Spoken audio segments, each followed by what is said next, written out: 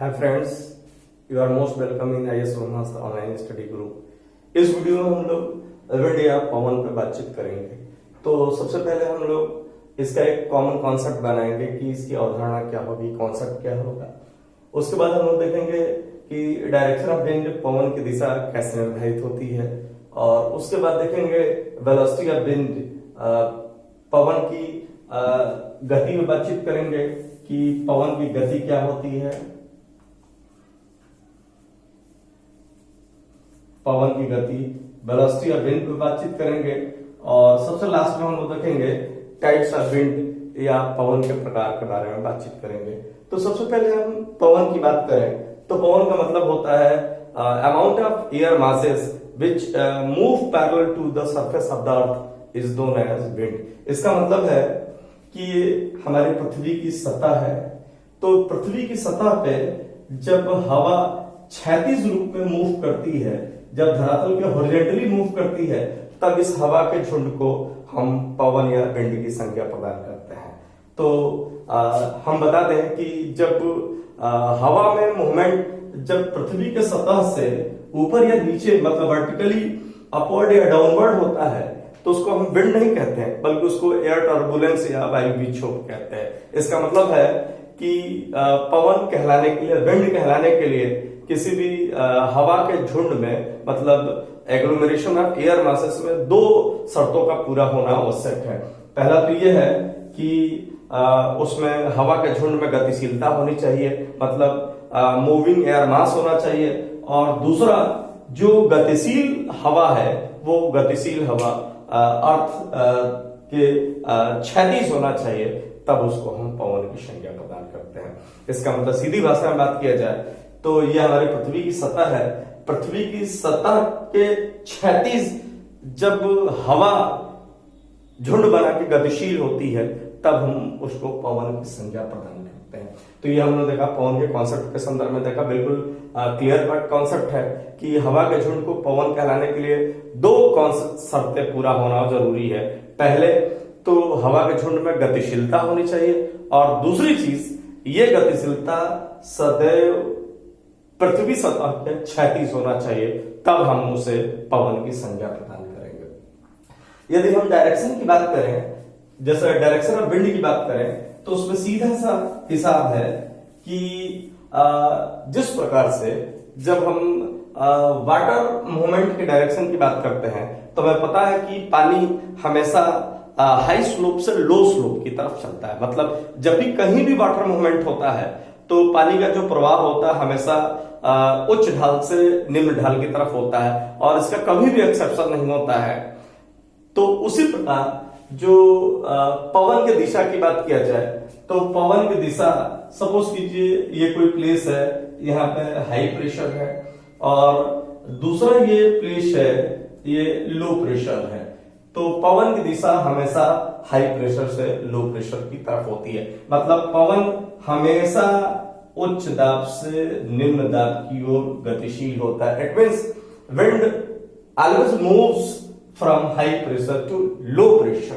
ठीक उसी प्रकार से जैसे जल की गतिशीलता हमेशा उच्च ढाल से निम्न ढाल की तरफ होती है, हाई स्लोप से लो स्लोप की तरफ होती है, और उसमें कभी भी एक्सेप्शन या अपवाद नहीं पाया जाता है। उसी तरह से पवन की जो दिशा होती है हमेशा हाई प्रेशर से लो प्रेशर की तरफ होती है। मतलब उच्च दाब से निम्न दाब की तरफ सदैव पवन चलती है। और यदि पवन की दिशा के नामकरण की बात किया जाए, मतलब कैसे इसका नामकरण किया जाता है, तो वास्तव में इसका नामकरण इस आधार पर किया जाता है कि वास्तव में पवन किधर से आ रही है।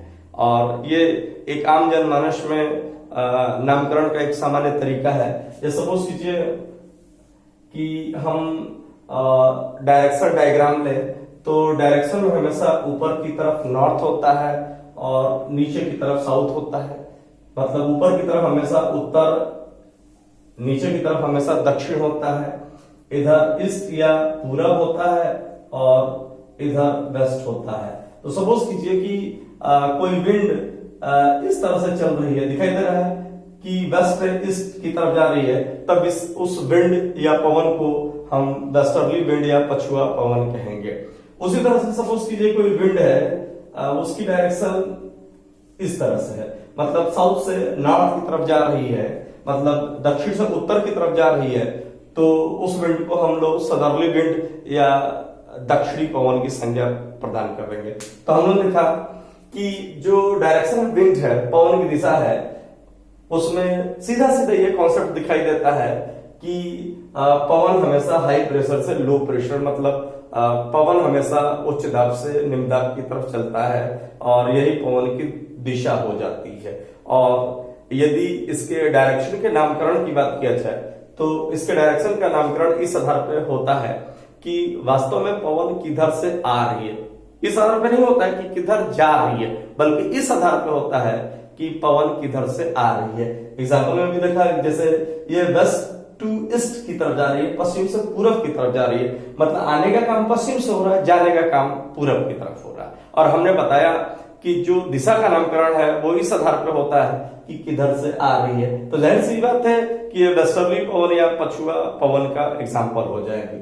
उसी तरह से ये साउथ से नॉर्थ की तरफ चल रही है, तो जाहिर सी बात है कि ये दक्षिणी पवन या सदर्ली विंड का एग्जाम्पल हो जाएगा। तो ये हम लोगों ने इस कॉन्सेप्ट में देखा कि पवन की दिशा हमेशा हाई प्रेशर से लो प्रेशर की तरफ होती है, उच्च दाब से निम्न दाब की तरफ होती है। और दिशाओं के नामकरण का ये कॉन्सेप्ट काफी पुराना है। भारत में तो आम जनमानस में भी हवाओं को पूर्व, पश्चिमी, उत्तरी और दक्षिणी कहने की परंपरा है। और ये जो नामकरण होता है हम लोग देखा भी सीधा सीधा कि इस आधार पर होता है कि हवा किधर से आ रही है, तो जिधर से आती है वही उसका डायरेक्शन हो जाता है। अगले पॉइंट में हम लोग बातचीत करेंगे वेलोसिटी ऑफ विंड पे बातचीत करेंगे। तो ये तो हम लोग देख लिया कि जो हवा की दिशा होती है ये हमेशा हाई प्रेशर से लो प्रेशर की तरफ होती है, मतलब उच्च दाब से निम्न दाब की तरफ होती है। लेकिन ऐसे ये नहीं पता चल रहा है कि कब विंड मूवमेंट काफी तेजी से होगा, कब वायलेंट तरीके से, उग्र तरीके से पवन का प्रवाह होगा, कब पवन धीरे धीरे चलेगी।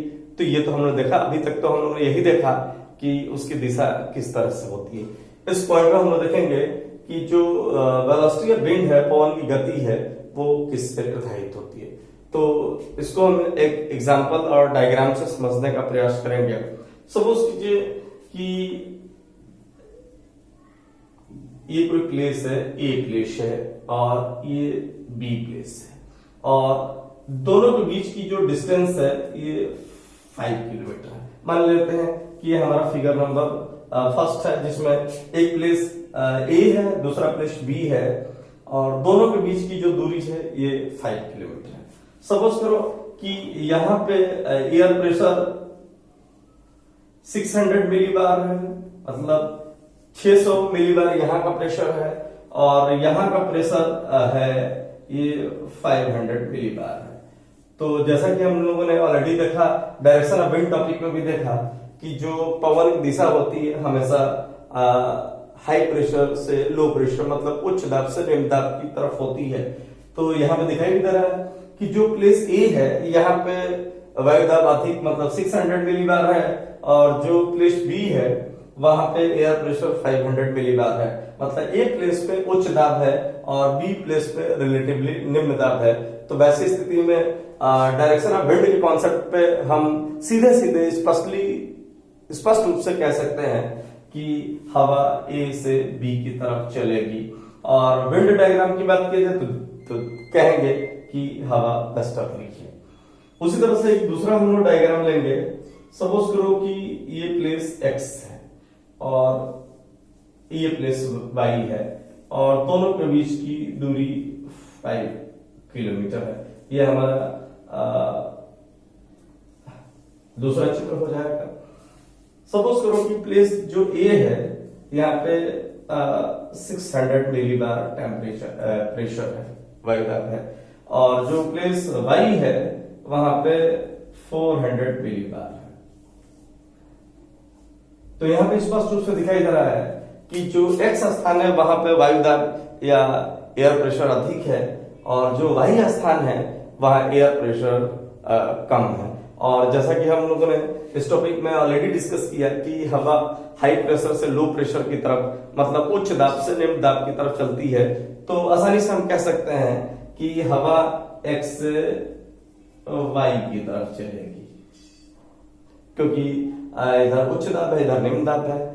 और यदि दोनों चित्रों की हम लोग तुलना करें तो दोनों में एक सिमिलरिटी ये दिखाई दे रही है कि चित्र फर्स्ट में भी हवा विंड मूवमेंट वेस्टर्ली है और चित्र सेकंड में भी विंड मूवमेंट वेस्टर्ली है। मतलब कि दोनों चित्रों में जो डायरेक्शन ऑफ विंड है वो समान है, पछुआ पवन है। लेकिन यदि वेलोसिटी की बात किया जाए तो यहाँ ए और बी जो प्लेस है उनके बीच का जो वायुदाब में अंतर है, मतलब डिफरेंस बिटवीन एयर प्रेशर है वो 100 मिलीबार है, और यहां पे दिखाई दे रहा है कि difference of pressure between X and Y ये 200 मिलीबार है। मतलब यहाँ पे दो स्थानों के बीच वायुदाब में अंतर 100 मिलीबार है और यहाँ दोनों स्थानों के बीच वायुदाब में अंतर 200 मिलीबार है। तो वास्तव में जो वेलोसिटी ऑफ विंड होता है ये दो स्थानों के वायुदाब में अंतर पर डिपेंड करता है, और इस यहाँ पे 200 मिलीबार डिफरेंस है और यहाँ पे 100 मिलीबार डिफरेंस है। तो दोनों में हवा यद्यपि पछुआ है, बशर्ते x और y के बीच जो पवन की दिशा, पवन की जो गति होगी वो अपेक्षाकृत अधिक होगी। तो स्पष्ट रूप से हम लोगों ने देखा कि जो वेलोसिटी ऑफ विंड है ये प्रेशर ग्रेडियंट पर डिपेंड करता है।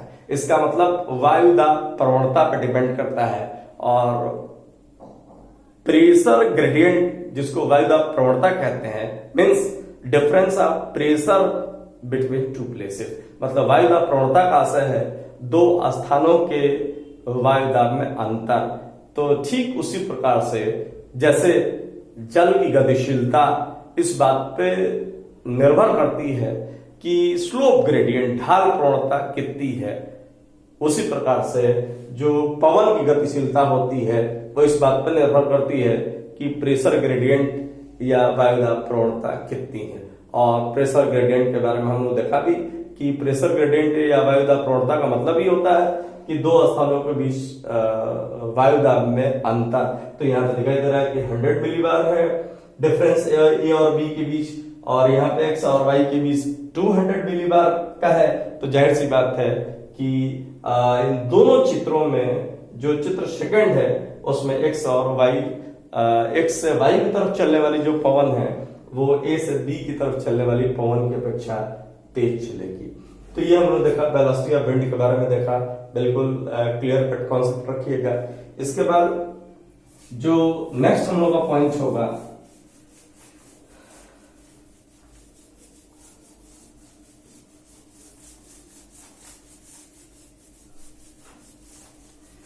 जो अगला हम लोग का पॉइंट होगा वो बेसिकली टाइप्स ऑफ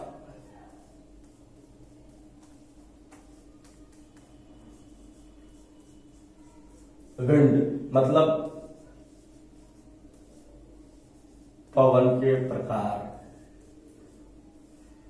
तो पवन को बेसिकली हम लोग दो प्रकार में डिवाइड कर सकते हैं, हालांकि और भी प्रकार में डिवाइड कर सकते हैं, बशर्ते मूल रूप से इसको हम दो पार्ट में डिवाइड कर सकते हैं। पहला होगा सनातनी पवन,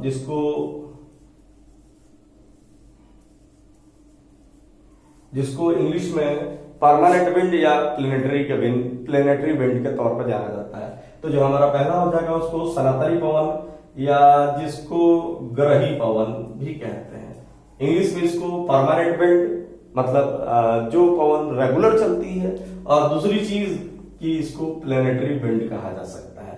तो एक टाइप्स ऑफ विंड में एक जो टाइप होता है वो परमानेंट विंड या प्लेनेटरी विंड, जिसको हिंदी में सनातनी पवन या ग्रही पवन कहा जाता है।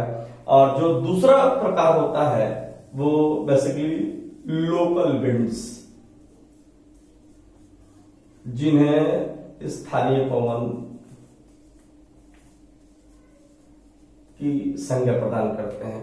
तो जैसा कि दिखाई भी दे रहा है कि जो हमने प्रकार डिसाइड किया है उसके नाम से ही पता चल रहा है कि जो लोकल विंड होंगी वो बेसिकली लोकली एयर प्रेशर में अंतर उत्पन्न होने के कारण चलती होगी। और जो प्लेनेटरी विंड, ग्रही पवन या परमानेंट विंड, सनातनी कौन होगी, जाहिर सी बात है कि इसकी उत्पत्ति का संबंध पूरे ग्लोब पे पाए जाने वाले एयर प्रेशर बेल्ट में अंतर से होगा।